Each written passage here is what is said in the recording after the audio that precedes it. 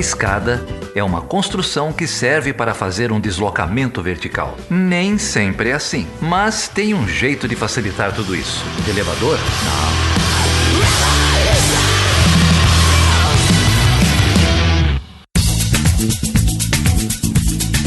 Maju, hoje a gente tem um convidado especial, que não está aqui, é importado, que nem você.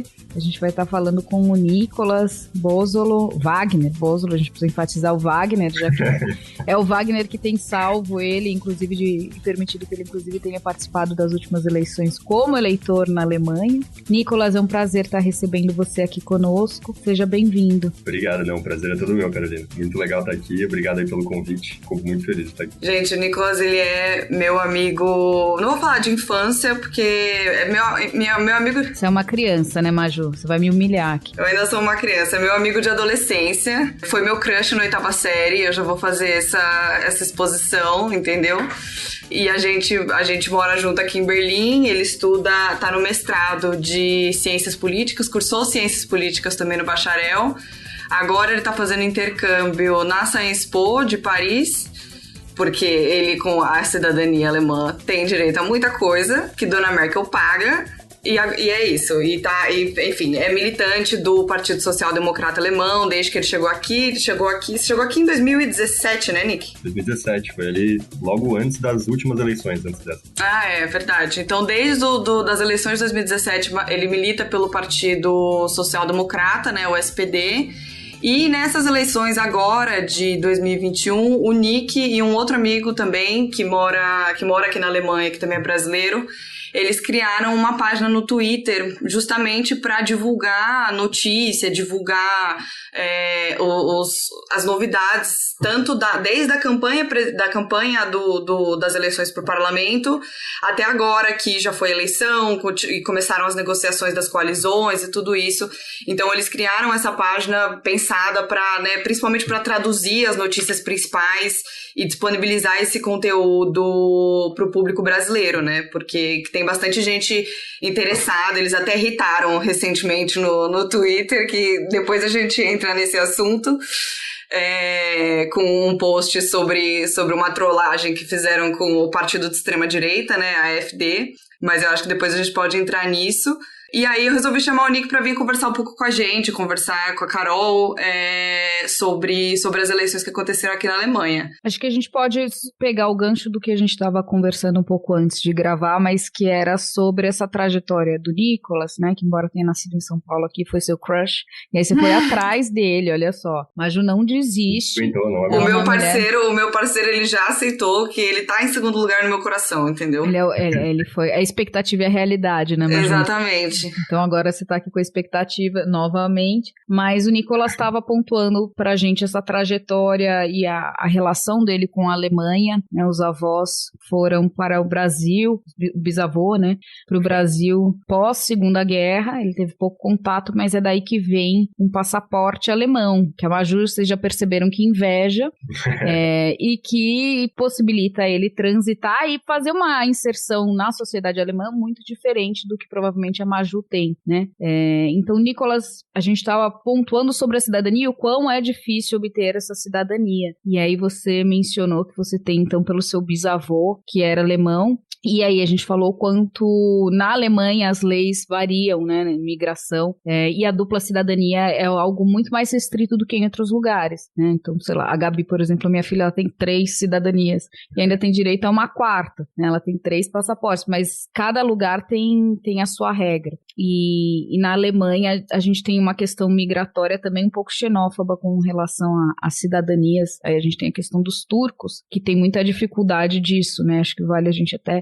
Mas pra gente, acho que antes da gente entrar na política, talvez a gente contextualizar essa sociedade alemã pra gente falar e desmistificar algumas questões, né? A gente gravou alguns programas atrás, quer dizer, alguns anos atrás, programas sobre maternidade. Eu enfatizava muito essa generosidade do Estado alemão, principalmente em termos de licença maternidade. Então tem políticas sociais muito interessantes, né? Acho que é uma sociedade que combina relativamente bem, aparentemente, depois a gente vai encontrando as lacunas, mas uma política social generosa, né, um modelo de um estado de bem-estar social que investe muito mais do que os outros países nessas agendas sociais, mas por outro lado com uma economia, um modelo mais neoliberal, né, uma economia de mercado, que aí a gente faz um grande contraponto com a França, que é onde você está inserido, né, onde a gente tem esse estado de bem-estar social com gastos exponenciais em políticas públicas, embora também toda a Europa em geral a gente vê uma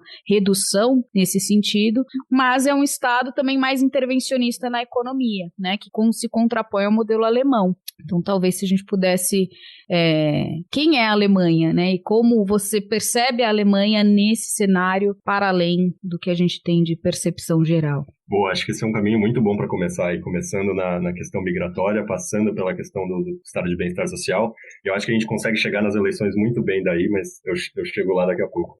Eu acho que começando, realmente, pelo que você falou, eu por ter a nacionalidade alemã, ter alguns parentes na Alemanha, por mais que sejam primos de segundo e terceiro grau, que eu conheci durante a minha infância, então essa inserção, ela acabou não sendo tão difícil, o que não é a realidade para muitos dos imigrantes que vêm para a Alemanha, né? E são muitos, eu acho que a população de Berlim é 25%, não é alemã, não pode votar nas eleições, né? Você tem uma eleição para a prefeitura de Berlim que 25% das pessoas não tem o direito ao voto. Para quem não está nos vendo, você é um homem branco, né, loiro, de olhos claros, então que tem características bem claras alemãs, né? Então isso também você consegue assim se blend in muito mais fácil, né? Assim, exato. Tanto que no primeiro momento, quando eu conheço pessoas novas alemãs, elas até se assustam quando percebem que eu sou brasileiro, porque a noção delas de brasileiro é uma coisa completamente diferente, né? Toda pautada em outros estereótipos aí. Uhum. Mas então, continuando nessa questão da nacionalidade, eu acho que isso explica bastante mesmo a Alemanha e alguns aspectos da sociedade alemã, como você estava falando, né? Essa questão da dupla cidadania, ela é permitida para países mais do Ocidente, o próprio Brasil, a Argentina, que também tem uma história de migração alemã ali depois da Segunda Guerra, os Estados Unidos, o Canadá, sempre permitidos. Você tem até mencionado a questão da Turquia e do Vietnã e outros países dos quais vieram muitos imigrantes na Alemanha ao longo da segunda metade do século XX ali.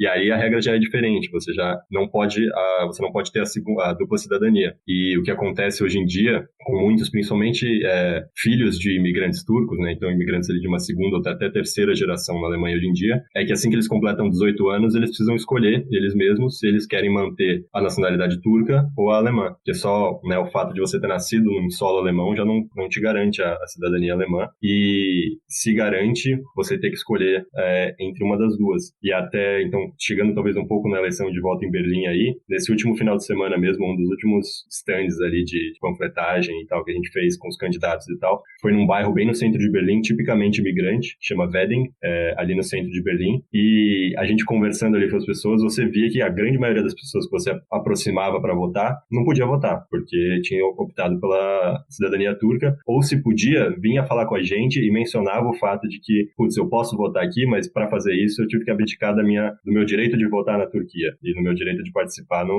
país onde a pessoa vem. E depois, ficando curioso com isso até, eu fui ver, e ali naquele bairro em específico, chega a 40% o número de pessoas que não têm a cidadania votando, morando ali e não podendo participar das eleições. E isso só tem uma tendência a aumentar, né, com o novo influxo de refugiados que a gente vê desde depois de 2015, agora talvez com a crise no Afeganistão ainda mais. Isso é uma coisa que a Europa vai ter que lidar no futuro, né. A posição do próprio Partido Social-Democrata, dos Verdes e da esquerda, né, o partido de esquerda, em Berlim, acho que em grande parte da Alemanha, é a de flexibilizar essas leis, né, permitir a dupla nacionalidade para todos os países, facilitar que pessoas só residentes no país e não necessariamente com a nacionalidade do país possam votar, pelo menos em eleições regionais ou eleições ali no bairro, né, nas subprefeituras, mas para isso você precisa de uma mudança na Constituição alemã. Né?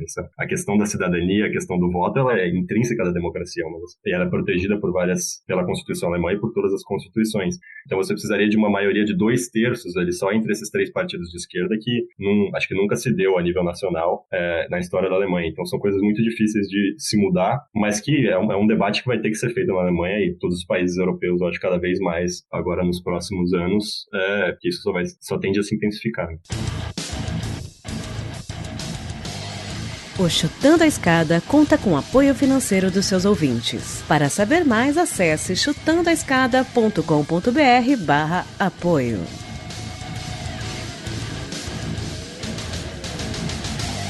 Vamos entrar nas eleições.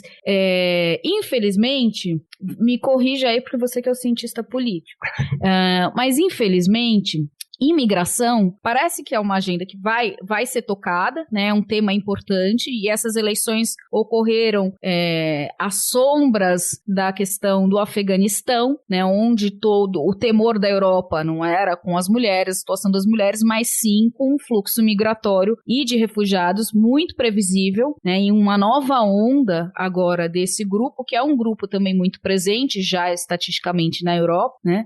Mas que isso vai dar um gás, né, e vai incentivar uma nova onda de refugiados com a crise no Afeganistão. Então, as eleições ocorrem às margens desse debate, né? Será que vai vir uma nova onda? Quão grande será essa onda? Que impacto ela vai ter? Então, isso acende a importância, a pauta da migração, a agenda da migração no debate político. Mas agora vem a pergunta, você pode falar se eu estiver errada na minha leitura. Imigração é um assunto mais importante para influenciar o voto, embora todos falem, nos partidos de direita do que nos partidos de esquerda. Quem é progressista não necessariamente opta em votar no partido porque ele fala que vai acolher os imigrantes ou acolher os refugiados. Mas quem é de direita vota no partido impulsionado por uma pauta xenófoba de combate à migração. Construir o muro, por exemplo, né? Ninguém votou no Biden porque o Biden falava que não iria fazer o muro. Mas muitos votaram no Trump porque iria construir o muro, né?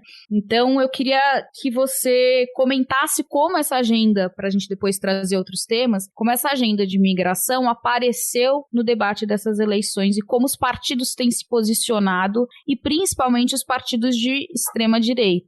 Pô, eu acho que para falar isso é importante começar em 2015 ali com a grande crise de refugiados, né, ali na União Europeia, onde isso acabou motivando várias pessoas a protestarem contra e acabou tornando esse tipo de discurso, né, xenófobo, parte do debate político na Alemanha explicitamente pela primeira vez desde o nazismo. E a consequência disso também foi que um partido ali pequeno ali até na época, né, em 2014 ainda 4,7%, eu acho, a Alternativa para a Alemanha, né, a AfD, acabou crescendo. A AfD até 2015 ela era um partido de pessoas que não concordavam com a política europeia, que eram contra o euro, né? Então esse era o nicho da AfD até ali.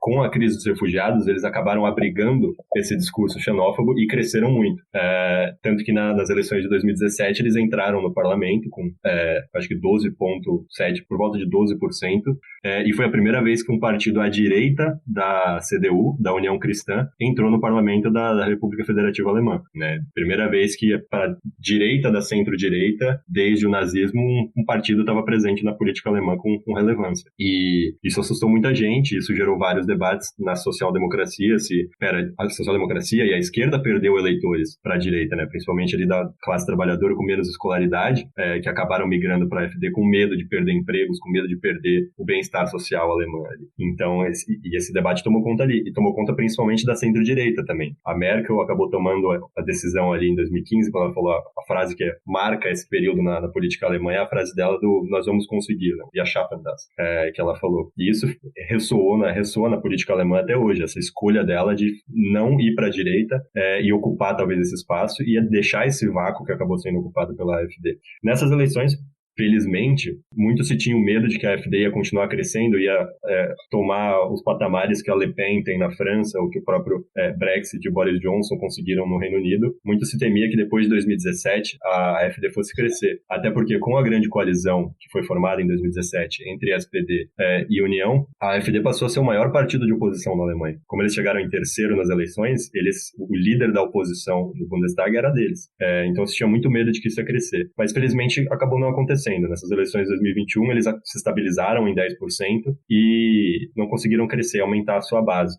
Talvez até porque os medos que se tinha ali em 2015 de que a Alemanha se islamizaria ou de que o bem-estar social alemão ia acabaram não se concretizando, né? Acabou se mostrando que era tudo uma besteira inflada ali de um medo xenófobo que acabou não se materializando. Então isso acabou enfraquecendo esse discurso deles, né? Quando eles agora dizem essas mesmas coisas de novo contra o Afeganistão, muito do povo alemão olha olha e fala, bom, vocês falaram isso da última vez e tá tranquilo até, né?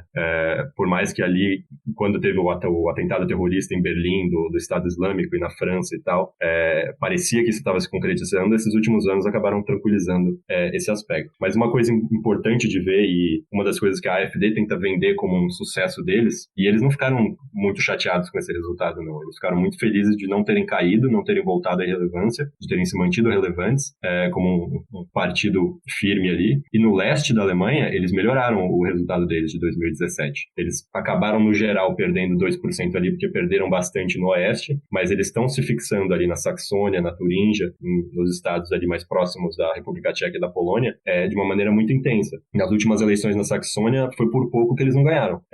Eles não conseguiriam formar uma coalizão, porque ainda existe esse consenso na política alemã de que nenhum partido vai fazer uma coalizão com eles, mas a própria União de Centro-Direita, os liberais do FDP não vão, por sinal, os liberais na Alemanha, a sigla é FDP, e toda vez que na nossa página no Twitter a gente coloca lá os FDPs, a quinta série fica maluca e todo mundo fica retweetando, dando risada, mas...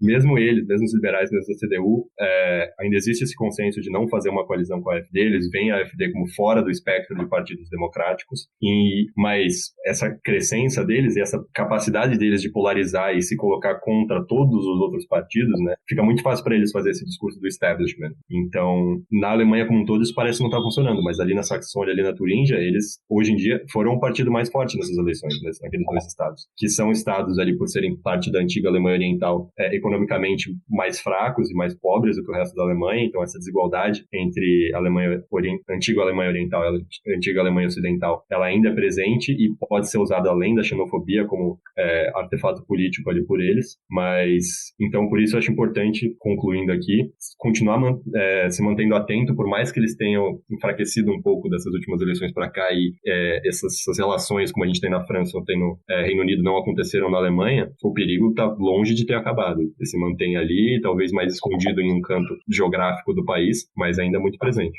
Não, o perigo ele tá muito longe de ter acabado, né? Até porque essa consolidação da AfD no parlamento alemão também dá margem e você me corrija se eu estiver errada, dá margem para fortalecer a fundação política deles, não dá? A fundação de formação política, porque aqui os partidos, os grandes partidos, né, eles têm... os grandes partidos não, né? Todos os partidos, porque também não é tão fragmentado igual a política partidária brasileira, são poucos partidos, então todos eles têm direito, uma vez consolidados no parlamento, né? Então agora que a AfD ganhou a sua segunda eleição no parlamento, eles têm direito a pegar uma fatia do fundo federal para financiar uma fundação deles umas fundações que são uma espécie que são autônomas, teoricamente, mas que são vinculadas aos partidos, né? Então, inclusive, são fundações muito conhecidas, assim. Então, a Fundação Rosa Luxemburgo, porque elas têm escritórios por todo mundo, assim. A Fundação Rosa Luxemburgo é vinculada ao partido da esquerda, a Friedrich Ebert Stiftung, né, a Fundação Friedrich Ebert é vinculada ao Partido Social Democrata, e tem escritórios no Brasil, na América Latina, no continente africano e tudo isso. E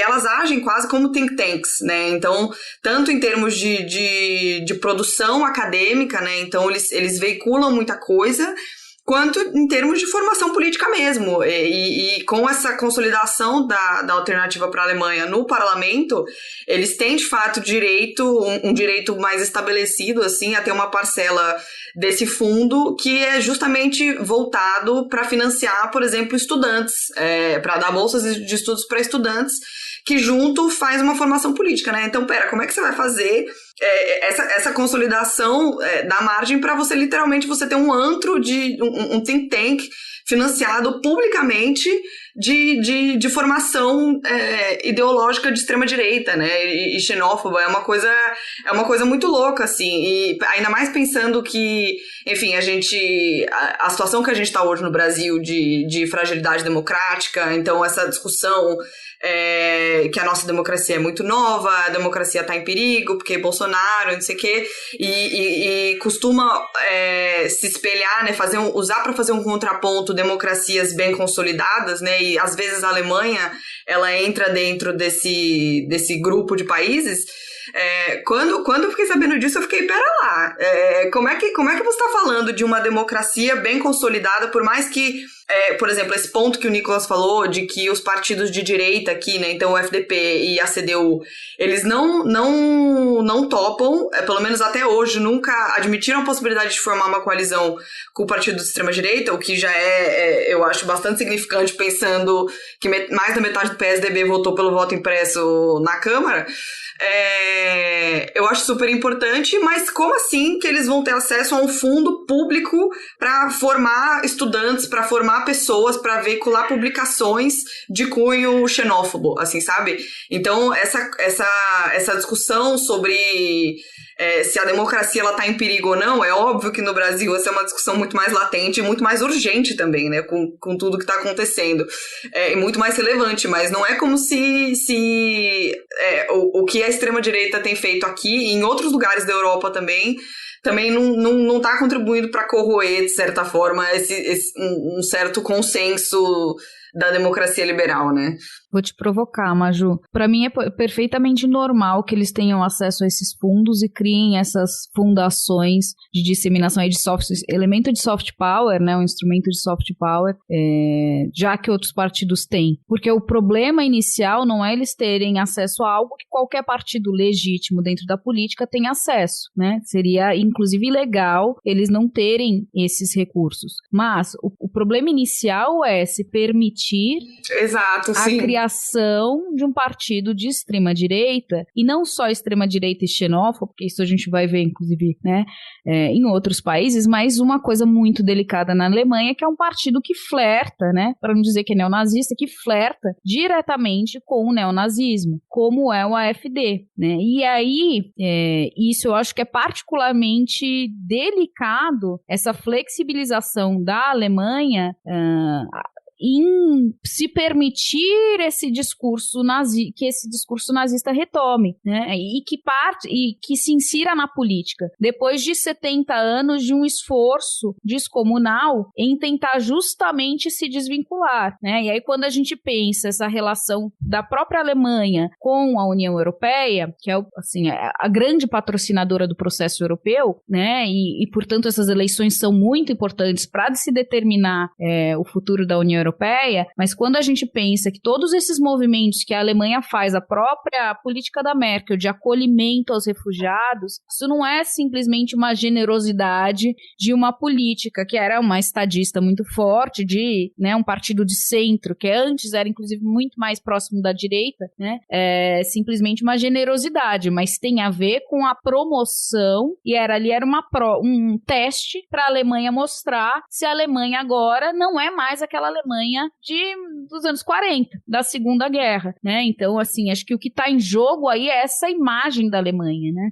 E o que esse retorno do neonazismo, que talvez nunca tenha sumido, né? Ele tenha ficado mais escondido porque ele não tinha espaço. É que nem a extrema-direita aqui no Brasil e os bolsomínios, né? Ninguém um dia acordou agora, em 2018, e resolveu que o negócio, que era legal ser misógino, homofóbico e ter uma arma, né? As pessoas já tem isso, só que agora se permite, se legitima esse discurso de ódio, mas o ódio já existia, né? Ele só foi nutrido, só jogaram combustível nele. A mesma coisa na Alemanha, né? Esses grupos, eles sempre existiram e as pessoas que compactuam com o nazismo nunca deixaram de existir. Mas elas tinham mais vergonha e isso era ilegal, né? Agora não, agora você encontra um partido para fazer para catalisar esse processo, né? Então, eu acho que é normal, Maju.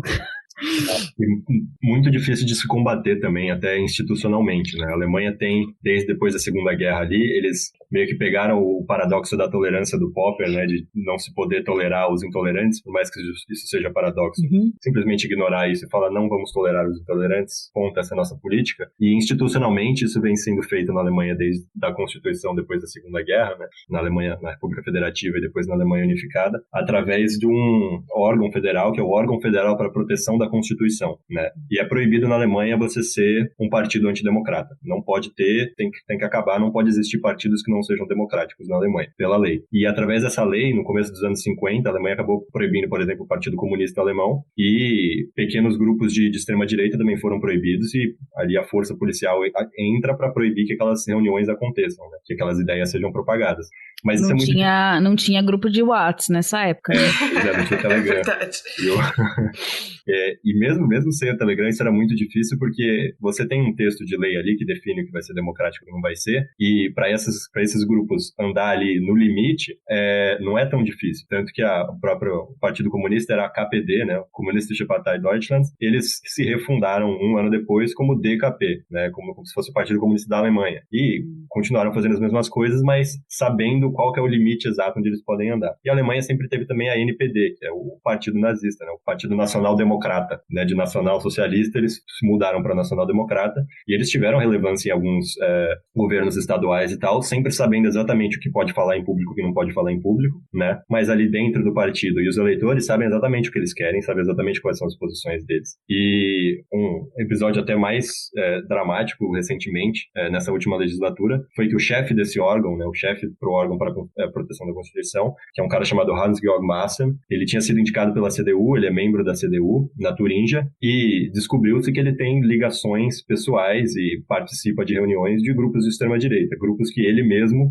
como chefe daquele órgão, tinha que estar investigando. E foi descoberto que ele fazia parte ali e compartilhava daquelas ideias. E a SPD, como parte da Constituição, foi um momento dramático ali na legislatura, porque o SPD falou, esse cara sai agora ou acabou com a coalizão, né? O SPD colocou como condição ali para sustentar a Merkel, e aí, é claro, a Merkel acabou tendo que demitir ele, tirar ele dali, mas ele acabou sendo candidato agora nas eleições na Turíngia também, ao parlamento, acabou não vencendo, porque todos os partidos de esquerda ali, os verdes, o SPD, a esquerda, acabaram se juntando ali para não tirar voto um do outro e acabar deixando ele ganhar, então o candidato da SPD acabou ganhando com o apoio dos verdes, mas você tem esses problemas também de, por mais que você tenha uma instituição que vai fazer ali, para além desse problema jurídico de o que você vai definir como antidemocrático ou não, você tem a questão de que são pessoas, são indivíduos que vão ter que fazer esse controle ali, e principalmente as pessoas que tenham uma motivação para que aquilo não aconteça de verdade, vão colocar uma energia muito grande ali em colocar uma pessoa aliada deles como chefe desse órgão, por exemplo. Então, na prática, acaba sendo muito difícil. E uma outra coisa nesse sentido também a nível europeu, que você mencionou também como a Alemanha tentou se colocar ali como uma Alemanha diferente, mas o partido da Merkel, a centro-direita, a nível europeu, né, o EPP, o European People's Party, por muito tempo foi também o partido que abrigava o Fidesz, do Viktor Orbán, da Hungria. E a própria Merkel e a própria centro-direita de outros países que eram vistas como mais moderadas não faziam nada contra, porque sabiam que o Orbán ia conseguir vários votos na Hungria e ia conseguir cadeiras no Parlamento Europeu que iam ser cruciais para eles. E esse ano, agora acho, há pouco tempo, 2020, eles tiraram o EPP expulsou o Fidesz do grupo partidário, mas isso depois da eleição de 2019, depois de já ter conseguido essas cadeiras, e por muito tempo eles foram lenientes ali, porque eles confiavam naqueles votos. Então, isso tudo para dizer que é uma luta muito difícil por questões jurídicas e por questões políticas também, e são detalhes ali que acabam importando muito e tornando muito difícil esse combate, essa manutenção de estruturas democráticas. Assim, foi falando só para... Eu pensei nas eleições que tiveram agora municipais na Itália também, onde a gente teve a Raquel Mussolini, que é a neta do Mussolini, que foi a mais votada nas eleições municipais em Roma, né, para vereadora, a vereadora mais bem votada em Roma. Então, assim, é impressionante como as pessoas não aprendem, né? Ou como a história talvez seja mal ensinada e acaba se repetindo, né? O que vocês podem comentar sobre esse advento, porque a gente está falando dessa política institucional, mas e que vai refletir um crescimento também na sociedade de uma intolerância, e a gente falou da xenofobia, mas já que a gente está falando dos grupos neonazistas, eu queria que vocês comentassem, porque eu tenho uma amiga que mora aí no interior, inclusive, assim, um dos motivos pelo qual ela voltou para o Brasil é porque tinha, assim, marchas neonazistas no meio da rua, né, e ela, enquanto brasileira, brasileira sabia que ela era alvo daquele grupo na oportunidade que ela tivesse. Então, embora tenham algumas cidades que sejam mais cosmopolitas, é um país ainda muito rural, né? Vai ter as grandes cidades nos 16 estados, mas você ainda tem muitos povoados ou cidades pequenininhas satélites, que então tem essas... E aí você tem um prato cheio, porque aí é uma exposição menor à globalização, aos benefícios da globalização, né? Como que é esse movimento? Inclusive tiveram alguns protestos durante o Covid, o anti-vax, alguns movimentos aí em Berlim também, né? Marchas de grupos de extrema-direita. Como que foi isso aí? E como que vocês veem isso na universidade, assim? Não? Não, assim, o Nick pode falar com muito mais propriedade do que eu, até porque ele tá aqui há mais tempo. Mas você é latina, amiga. Eu acho que talvez eu esteja um pouco mais ciente de histórias e de grupos e de lugares, talvez, assim. Porque o Nick, ele se disfarça um pouco mais, né? Mas eu lembro, eu entrei faz, sei lá, uns 2 meses, assim, pra um grupo de boxe que é específico para mulheres migrantes e LGBTQIA+. E logo depois que eu entrei, elas já tinham combinado de fazer um camping, assim, aqui nos arredores de Berlim, entre elas, para passar o final de semana, curtir um pouco e tal. E eu não pude ir no final de semana, e aí depois chegou na aula na semana seguinte, eu perguntei, né? E aí, gente, como é que foi? Vocês curtiram? Tá lá. Tava muito gostoso, não sei o que, só que no domingo a gente precisou sair correndo doida, porque tava tendo uma marcha neonazi ali, uma demonstração, um protesto meio neonazi, que os organizadores do camping vieram falar pra gente, né, que era um grupo de mulheres claramente latinas, né, a maioria. Gente, eu acho melhor você, tipo, não expulsando, né, vocês não podem ficar aqui, mas o organizador falando pra elas, gente, eu acho que vai ser perigoso pra vocês se vocês continuarem nesse lugar, assim, sabe? Então, isso é muito tenso, assim, e eu acho que tem uma dinâmica espacial da cidade, pensando no universo de Berlim, que é muito clara, assim, sabe? Então, pra gente parece até meio contraintuitivo, mas aqui, na verdade, no subúrbio, né, nas franjas da cidade, é onde você tem as maiores casas, é onde geralmente você tem uma elite econômica maior que mora, reside e tal, que tem carro, porque é uma cidade muito conectada por transporte, né? Então não é todo mundo que tem carro. E é justamente nesses arredores da cidade em que a situação ela vai ficando um pouco mais perigosa, assim, né? Pensando no microcosmo de Berlim, que é uma cidade tradicionalmente que vota mais à esquerda e que tem uma tradição um pouco mais progressista nesse sentido, né? Mas depende muito, assim, quando num outro apartamento que meu parceiro morou, que era um pouco mais afastado do centro, ele também não tem uma aparência alemã, assim, e já cuspiram nele, assim, sabe? Já passou um cara na bike e cuspiu nele, assim. Então, são situações que são muito tensas, são muito horríveis, assim, de se passar. Mas é muito difícil fazer esse balanço, né, porque você falar que, enfim, eu como uma mulher branca, por mais que eu já tenha sofrido algumas situações de violência aqui, são situações extremamente desagradáveis, mas aí você pensa, tipo, vou voltar pro Brasil também numa situação em que você não tem o mínimo de segurança, você não tem o mínimo de possibilidade de planejamento. Então, esse balanço entre xenofobia, entre o mal da xenofobia e sofrer essas situações e voltar é muito difícil de se fazer, assim. Esse dia que a mulher começou a gritar comigo no trem, eu cheguei em casa, assim, cuspindo fogo. Tipo, eu liguei pra minha mãe e falei, eu odeio esse país, eu quero voltar, não sei o quê. Só que é muito difícil, né? Porque você vê, quase, você se sente numa posição que é quase injusto você pensar em voltar hoje em dia, assim, sabe? De tanta coisa que tem acontecido no Brasil e tanta gente que queria ter a oportunidade de estar aqui e não pode, assim, sabe?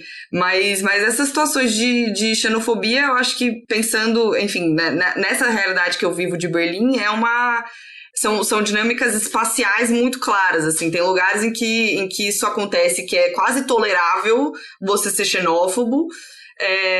e mais para o centro, mais perto de onde circulam mais pessoas. Isso fica um pouco mais difícil, assim, de certa forma, sabe? Eu acho, né? Mas não sei, o que você acha, Nick?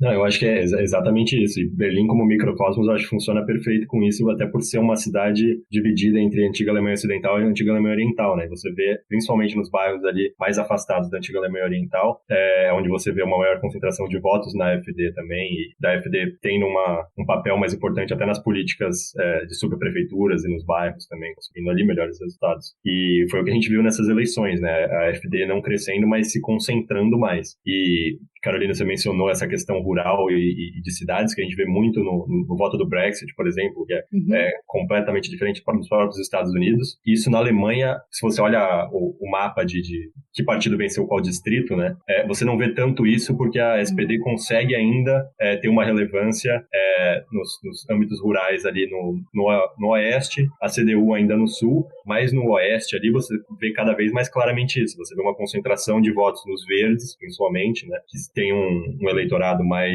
de uma renda mais alta, de uma escolaridade mais alta. Nas cidades grandes, ali na Saxônia, você vê isso em Leipzig e Chemnitz ali, você vê claramente ali 2 pontinhos verdes e o resto tomado pelo azul da AfD ali. Então, no oeste, onde a AfD é mais forte, essa tendência fica cada vez maior. E você falou das universidades, acho que em Berlim a gente realmente não tem isso, mas até outras grandes cidades alemãs, é ali onde você encontra escondidos os grupos de extrema-direita, são em fraternidades que não são oficialmente de direita, mas que tem uma tradição ali mais que vem do primeiro Império Alemão, do segundo Império Alemão, e tem focos ali de grupos de jovens de extrema-direita ali, que são conhecidos de todos na cidade, todo mundo sabe que eles são de extrema-direita ali, mas são coisas que acontecem, acho que literalmente no submundo ali, né, porque são nos porões das grandes casas de fraternidade ali, onde encontram essas reuniões. Acho que vocês tocaram, né? Berlim é bem atípica nesse cenário, né? Diferente de outros lugares que a gente pensa a capital como um bom reflexo da sociedade, um bom modelo de análise. Acho que Berlim, nesse caso, entra numa exceção, né? Porque tem essa... Primeiro que tem uma concentração grande de imigrantes. Segundo que é conhecido algumas pessoas também que são preguiçosas, né? Tem os alemães que são os protestantes lá do Weber não gostam de Berlim, porque você tem uma população muito grande vivendo de benefícios sociais, seguro-desemprego, não tem isso? Ou pelo menos essa é a fama de Berlim, porque é uma cidade mais multicultural, mais das artes, então você tem essas casas comunitárias ou invasões, né, em residências coletivas, que inclusive a gente vê bastante fotos, né, quando as pessoas viajam sempre entram para tirar todo mundo lá de artistas, tudo pintado, a galera, né, fumando um baseado, então assim, é um estilo de vida mais boêmio, de jovens e de muita arte, e esse melting pot, que é muito diferente de Frankfurt, por exemplo, né, se você for olhar o perfil. Então, assim, inclusive falam que a Alemanha sustenta Berlim, né, tem essa coisa, por isso que a gente fica falando de Berlim como a capital, mas nesse caso é um pouco atípico quando a gente pensa outras capitais de outros países para traçar esse paralelo. E aí, já que a gente está falando de Berlim descolada e alternativa, o que justifica a escolha da Maju, nem tanto a sua, Nicolas, pela sua cara, mas um ponto que você trouxe importante foi esse, né, então a gente está falando de eleições que não foram eleições presidenciais ou para primeiro-ministro direto, né, que a gente tem essas eleições para os deputados e eleições para os partidos, então diferente do Brasil, as pessoas escolhem, votam 2 vezes, né, uma na pessoa e outra no partido, que às vezes é meio paradoxal, porque você pode votar num deputado do AfD e no Partido Verde, né? Você fala, gente, bem contraditório. Mas a gente teve a realização desse plebiscito emblemático que você mencionou no início em Berlim, e que acho que foi uma inovação interessante para a gente pensar essa crise habitacional que a gente vivencia muito aqui no Brasil, né, e que vem sempre em pauta agora novamente com o Boulos, que foi candidato a prefeito, né, e no MTST, do Movimento dos Sem Tetos aqui em São Paulo, ele como líder, a gente viu essa pauta aqui nas eleições municipais ganhando muita força. discurso falando que o Boulos, se ganhasse, invadir sua casa, né? Sempre tem gente, como as pessoas depois não acreditam em Papai Noel, né? Que é muito mais, assim, viável, muito mais realista como fantasia do que achar que o Boulos vai invadir o seu apartamento no Itaim, a sua penthouse, e vai colocar 15 sem-tetos ali. Mas, enfim, tem essa dificuldade, né? E Berlim, assim como grandes centros, tem uma crise habitacional muito grande e muitos apartamentos desocupados. A gente teve a realização em paralelo com essas eleições desse plebiscito que você comentou. Queria que você falasse um pouco mais sobre isso, porque foi uma iniciativa de consulta popular e de políticas públicas interessantes para se pensar essa crise habitacional, e que ficou muito marginalizada. A gente não falou tanto da Merkel, né, e viu a imprensa aqui no Brasil cobrindo tanta Merkel que isso passou meio despercebido. Pois é, e foi um movimento, assim, extremamente surpreendente e muito impressionante, assim, em tamanho, em organização e em velocidade com que eles conseguiram colocar aquilo de pé. Você estava falando de Berlim, acho que uma coisa muito importante para entender Berlim, além da divisão antiga oriental, antiga ocidental, é a divisão dentro no centro da cidade e fora da cidade, né? Berlim tem uma linha de metrô que é um círculo que roda ali o centro da cidade, e muita gente pensa Berlim dividida em dentro desse círculo e fora desse círculo. E principalmente dentro desse círculo, mas fora também, o preço dos aluguéis tem subido vertiginosamente nos últimos anos, porque Berlim vem se tornando cada vez mais atraente como cidade, tanto para artistas, tanto para músicos, como sempre foi ali desde os punks dos anos 80 e depois da queda do muro, mas cada vez mais também para pessoas querendo trabalhar. Esse último governo de Berlim focou muito em promover Berlim como uma cidade das startups, talvez até para tentar mudar essa imagem de Berlim como sustentada pelo resto da Alemanha, e realmente vem funcionando. Um dos polos europeus de startups hoje em dia é Berlim, muita gente vem vindo para trabalhar ali. E então, muita gente se mudando para Berlim ao mesmo tempo. E ao mesmo tempo, uma taxa de juros a nível europeu baixíssima, o que incentiva muitas pessoas a investirem em imóveis, né, investirem nesse tipo de investimento, porque acaba tendo um retorno mais alto. Se você não pode comprar títulos do governo, é um jeito muito seguro de se fazer investimentos, então isso incentiva muito a especulação imobiliária.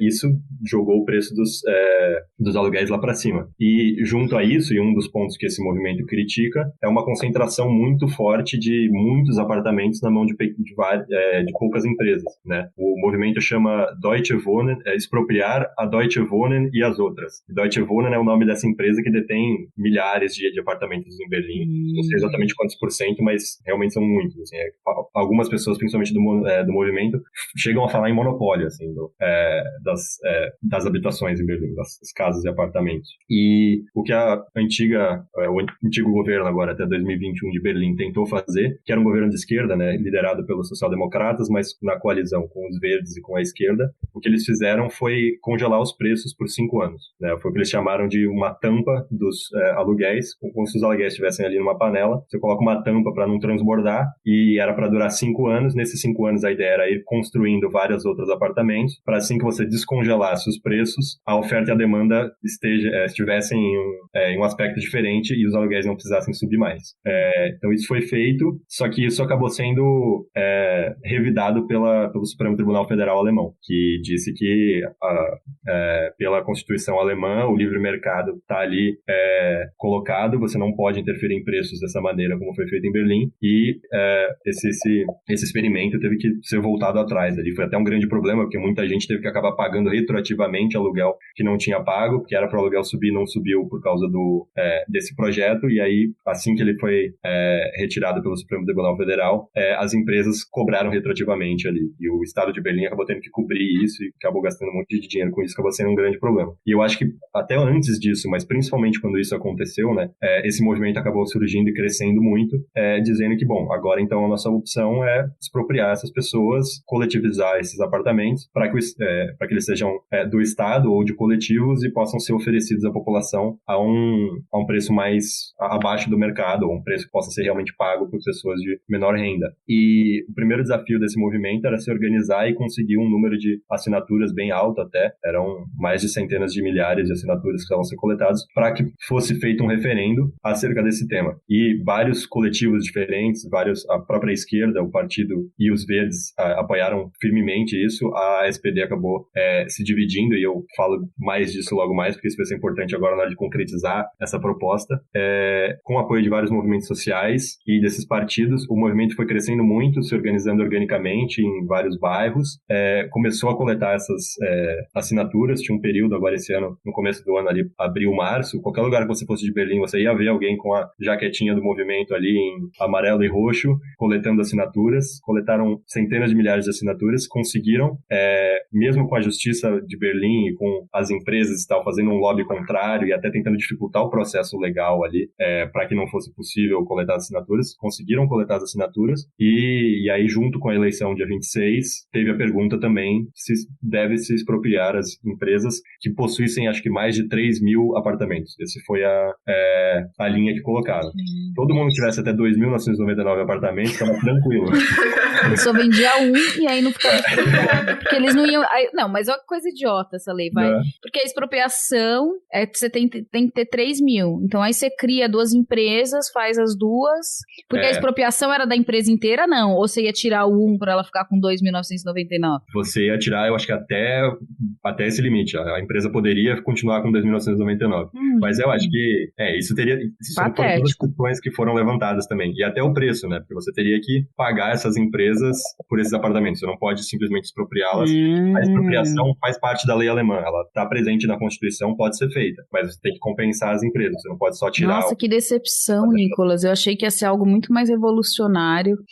Não. Então, furada! Que furada! O movimento apresentava os cálculos dele de quanto isso custaria, e ele era muito abaixo dos cálculos que as empresas apresentavam, ou que partidos de direita apresentavam, e então ainda tinha esse debate, né, de quanto vai custar no final. Isso nos leva agora, o movimento passou, 56, 57% dos votos foram a favor, então foi um claro voto da população de Berlim a favor, e o que eu achei muito interessante durante a campanha é que foi feita muita campanha a favor, o movimento estava nas ruas entregando panfletos, cartazes pela cidade inteira, e o que eu achei muito esquisito foi que não tinha ninguém fazendo campanha pelo não. Não tinha um outro lado, as empresas não se movimentaram para fazer uma campanha contra esse plebiscito, e 2017, na última eleição, teve um plebiscito sobre se ia fechar ou não o aeroporto de Tegel, que é um aeroporto que ficava ali no centro da cidade, e como ia abrir um outro aeroporto, ficou a questão se ia ficar redundante ou não aquele aeroporto, teve esse plebiscito. E o FDP, o Partido Liberal, colocou cartaz na cidade inteira, fez uma campanha gigantesca contra o fechamento do aeroporto. E aí agora que tem uma campanha para expropriar empresas, que é a coisa mais absurda para um partido liberal, eles não botaram um cartaz, nem mencionaram isso, falaram que era contra, não fizeram nada. Eu achei muito esquisito isso, até agora eu não entendo como é que isso foi feito, mas eu acho que o que explica um pouco isso era realmente esse ceticismo deles de isso aí não vai virar nada, se virar vai acabar valendo até a pena para as empresas e tal. E agora, depois das eleições, a gente vê que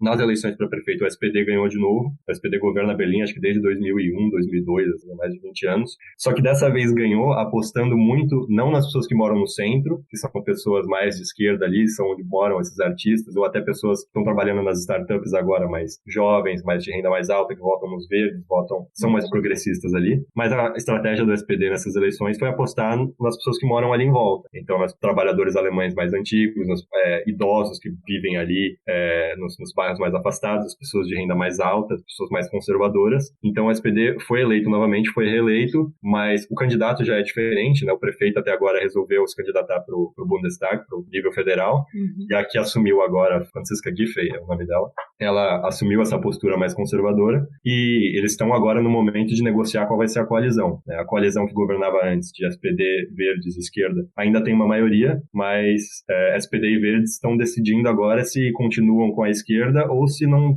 assumem o FDP na coalizão, ou até mesmo a CDU de centro-direita. Então, as chances disso realmente ser concretizado, né, esse plebiscito não tinha um aspecto mandatório, né, ele recomendava que o governo aceitasse aquela resolução, e a resolução era expropriar as empresas ali acima de 3 mil, e o governo já falou que vai fazer isso porque respeita o plebiscito, mas quando que vai fazer fica em aberto, e como vai fazer fica em aberto, né? Pode ser que faça isso e ao mesmo tempo faça um estudo que mostra que vai custar sei lá quantos bilhões de euros e fica inviável, ou alguma coisa assim. Então o movimento continua lutando e continua pressionando para talvez fazer um outro referendo em que se vote de fato uma lei direto e aí seja mandatório, mas aí é mais complicado, e pressionando os partidos a tomarem essa atitude. Mas agora, se realmente vai ser concretizado concretizado ou não, tá em aberto aí. Mas... Eu ainda tô chocada. Porque, assim, o argumento...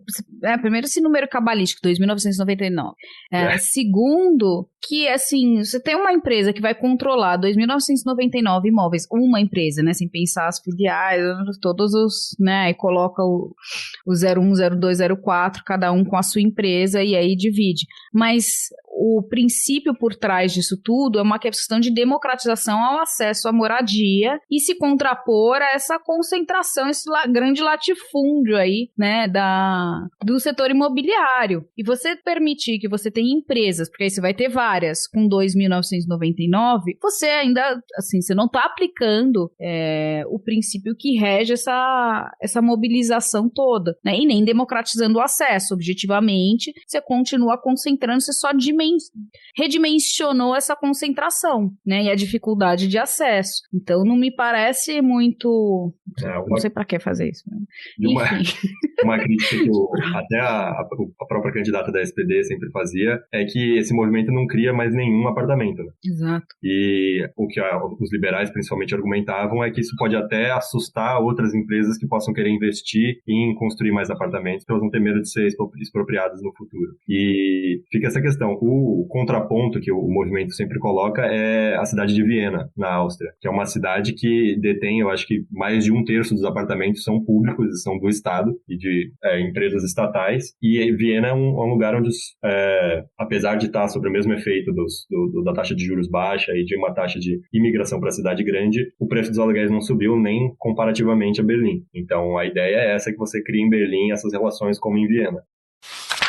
Bom, você trouxe pra gente ir caminhando aí, né, por um desfecho, mas você pontuou a coalizão, então, que o SDP é majoritário e governa Berlim há muito tempo, mas mudou um pouco o perfil do seu eleitor, e que aí isso tem a ver com a ascensão dos partidos menores, né, tanto os de esquerda, não a esquerda, porque a esquerda perdeu, né, isso foi uma lavada, nos dois polos a gente mencionou a AfD, o de extrema direita, que se consolidou aí na margem dos 12%, mas teve uma vitória muito expressiva em regiões estratégicas, então o perigo aumentou, na verdade, né, num lado da extrema esquerda, e quando a gente vai para uma extrema direita, principalmente com o partido à esquerda, né, a gente teve uma perda de assentos, inclusive esse partido correu o risco de não ter participação no Bundestag, porque não teve os 5%, né, a regra dos 5%. Foi por um fio, ficou com 4,9% dos votos, mas o que salvou é que tem uma regra que se você tiver 3 prefeituras, você consegue emplacar os seus deputados e deputadas no Bundestag. Então foi o que salvou, né? Então você vê a esquerda mais esquerda, a extrema esquerda ou fragilizada, a extrema direita vitoriosa, e aí você tem aí no meio esses liberais / Partido Novo aí do bronzeamento artificial com os verdes, né? Crescendo e tomando espaço do CDU e do PSD, o CDU meio desbancado também, né? E aí se falou da coalizão em Berlim, que é do PSD, que levou agora, que levou a maioria no Bundestag também, então deve emplacar seu primeiro-ministro, com os verdes nessa aliança, que talvez flerte com os liberais e talvez entre o CDU da Merkel ou não, né? De que forma isso, e aí a gente vê em paralelo a discussão para uma nomeação de chanceler, né? E a formação dessa coalizão que está em suspenso. Lembrando que a Merkel fica pelo menos até se debater o martelo que tem no chanceler, né? Abemos o governo, soltar a fumaça branca lá. Como que você está vendo? Você acha que em nível federal a gente deve ver uma coalizão parecida dos verdes, né? Os verdes provavelmente vão entrar, né? Dos verdes com o PSD. O CDU será que entra nessa coalizão? Porque o Olaf, que é o candidato do PSD, era o vice-chanceler da Merkel. Então mudou muito, né? Eu sei que você torcia aí pro PSD, militava e tal, mas assim, né? 6 por meia dúzia. E aí ele, né? Então ele, bom, tem uma lealdade, teoricamente, ao partido da Merkel, que, né? Ou pelo menos retribuir o favor nessa coalizão. Como que você vê que deve se desenhar e quando a gente vai saber quem vai ser o novo chanceler da Alemanha? Essa é a questão agora que as mídias alemãs e tal, e a política alemã tá se debatendo sobre agora. Esse é o próximo passo agora das eleições, é ver como que essas coalizões se formam. E é o que você falou, acho que no geral, principalmente com os extremos mais enfraquecidos agora, mais uma vez a Alemanha vai se manter ali nesse pequeno espectro entre centro-esquerda e centro-direita que vem desde 1950, quando surgiu, né? Os chanceleres sempre foram ou da centro-esquerda do Partido Social Democrata ou da centro-direita da União Cristã. E agora agora, acho que foi a quarta eleição, ou terceira eleição só que o SPD na história da Alemanha conseguiu ficar ali um pouco na frente da União, e vai conseguir, provavelmente, colocar o seu chanceler ali. Logo nos primeiros dias depois da eleição, estava incerto, porque dois tipos de coalizões eram possíveis, né? Ou uma que eles chamam de coalizão semáforo, porque é entre o SPD, que é vermelho, os liberais que usam o amarelo como cor e os verdes que usam o verde, formam ali as cores do semáforo, e para facilitar o dia a dia, no jargão, eles chamam de coalizão semáforo. Mas tinha uma outra opção também, que era o que eles chamam de coalizão Jamaica, porque a União Cristã usa o preto como cor do partido, então ficaria eles com o preto, o amarelo do FDP e o verde dos verdes. Eles olharam lá numa lista de bandeiras, viram que a da Jamaica tinha essas cores, e aí falaram, então vamos chamar de Jamaica. Cor infeliz para um partido, né? Nunca vi essa né? né? Então, Assim, meio... Eles acabam usando... Halloween demais. Nos cartazes eles percebem que o preto fica feio, então toda eleição eles escolhem uma outra cor. Às vezes é vermelho, às vezes é laranja, às vezes é o azul escuro ali, mas, pois é. E depois das eleições, então, tinha essa dúvida, qual dos dois seriam. Os verdes e os liberais, como eles viram que eles estavam em qualquer uma das opções, eles seriam parte do governo independentemente, né? Ainda existia a opção de fazer uma nova grande coalizão, agora com o SPD na frente, mas esses 16 anos de Merkel, 12 deles foram uma grande coalizão liderada pela Merkel, e a SPD não aguenta mais. Os social-democratas essa relação se desgastou muito nesse tempo, e o consenso é de que tudo que dava para ter feito entre esses dois partidos ali de acordos já foram feitos, não faz mais sentido, né? Até em 2017 só teve essa nova grande coalizão porque a Angela Merkel tentou fazer uma coalizão Jamaica que acabou dando errado, que eles não conseguiram negociar ali, e aí entrou em uma crise de Estado ali, não sabia se ia ter novas eleições, o que ia fazer, e aí o SPD acabou falando, bom, tá bom, então, para não ter novas eleições, para acabar com esse drama, a gente faz uma nova coalizão. E mesmo isso, depois de muitos debates internos e uma divisão enorme do SPD ali entre quem topava fazer uma nova grande coalizão, principalmente a juventude do partido se colocou veementemente contra e acabou saindo derrotada. Mas então, essa grande coalizão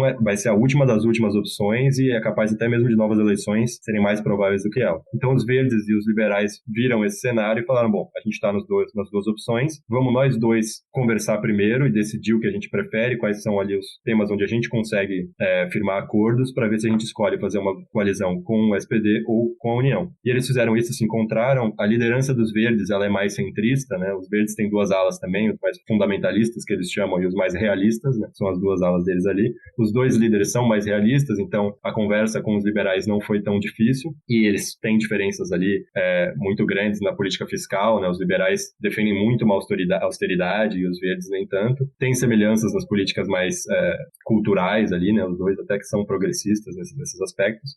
Conversaram e aí depois decidiram conversar também com o SPD e com a União para ver qual é que é. Só que nesse meio tempo, a União, né, com o Armin Laschet como candidato a sucessor da Merkel, estava numa crise muito grande, porque teve o seu pior resultado da história, né? Desde a fundação ali em 1950 da República Federativa da Alemanha, o partido nunca tinha tido um resultado tão ruim. E já vinha de um histórico de resultados ruins, né? Mesmo a Merkel em 2017 não teve um bom resultado, teve um resultado abaixo também nas eleições parlamentares agora, e está tendo uma crise interna muito grande, né? Muito se duvidou do Armin Laschet como candidato, ele não é bem visto pela opinião pública, por pequenos escândalos e até escândalos maiores de corrupção que aconteceram no partido durante as eleições, e então a opinião pública claramente prefere o Olaf Scholz, que foi o candidato da eleição dos social-democratas, como novo chanceler, e como a União não estava com uma estrutura interna ali boa para conseguir negociar, acabou que ontem ou antes de ontem, eu acho, os verdes e os liberais tomaram a decisão de começar a negociar uma coalizão semáforo com os social-democratas. Então é isso que está acontecendo agora. Eu acho que hoje foi a primeira reunião ontem foi a primeira reunião entre os três partidos, entre os social-democratas, os liberais e os verdes, para tentar achar ali projetos em comum que possam acontecer em um novo governo aí, e isso vai acontecer agora ao longo das próximas semanas. Eu acho que pelo menos até o final do mês eles vão negociar os cargos ali, que partido vai ficar com qual ministério, mas também os projetos, e a Alemanha, na burocracia deles, eles são bem metódicos ali quanto a isso, né? Esses processos de negociar coalizões, eles são sempre bem definidos, e no final dessas negociações, eles criam um contrato de coalizão, que geralmente tem um documento de umas 100, 150 páginas, em que está escrito tudo que eles vão fazer nos próximos 4 anos. Então, todos os acordos políticos já são firmados agora, tudo ali escrito bonitinho, e essa lei aqui que a gente vai passar, na migração a gente vai fazer isso, contra o aquecimento global a gente vai fazer isso, isso e isso. E aí você tem 4 anos de legislatura trabalhando aquilo, né, passando uma lei depois da outra, até cumprir tudo que foi acordado antes da coalizão. Então, esse é o processo que vai acontecer agora, negociar esse contrato. Provavelmente as bases do SPD e dos Verdes vão ter que aprovar o contrato, porque os partidos têm essa política, os liberais deixam para a cúpula do partido mesmo e tudo bem. E se as bases aprovarem, se as cúpulas aprovarem, aí fica firmada a coalizão, e aí eles podem chamar o presidente, pedir para o presidente indicar, provavelmente, o Olaf Scholz como chanceler, e aí o Bundestag pode ir lá e eleger o Olaf Scholz como chanceler. Porque tem um presidente na jogada, né, que a gente nunca escuta falar, deve ficar na boquinha. Quem é essa pessoa? Ele chama Frank-Walter Steinmeier. Agora ele não é de... Você fala alemão como se fosse assim, uma coisa bem simples. José da Silva, Frank-Walter Steinmeier, tem que falar devagar, que a gente não consegue nem entender que é um nome isso. Foi mal. Frank-Walter Steinmeier é o nome dele. Ele era do SPD, agora como presidente ele tem que ser apartidário, né, então ele oficialmente não é mais membro do SPD por enquanto, mas foi indicado pelo SPD e foi candidato a chanceler pelo SPD, perdeu para Merkel em 2009. Como que é a escolha desse presidente? É uma loucura, é um processo extremamente maluco. É um outro órgão, é a Convenção Nacional que chama, que ela é composta metade pelos parlamentares do Bundestag e a outra metade, então pega o mesmo número de pessoas que tem no Bundestag, que é um número que já varia de eleição para eleição. E aí você espelha isso e esses outros cargos são indicados pelos estados. Então ele é dividido ali pela população dos estados e os estados nomeiam pessoas. E essas pessoas não necessariamente precisam ter sido eleitas, assim, o governo dos estados decide. E aí geralmente gente famosa acaba indo lá. O Joachim Löw, o técnico da seleção alemã, estava lá. Na última eleição botaram o técnico da seleção lá para votar também. Pois é.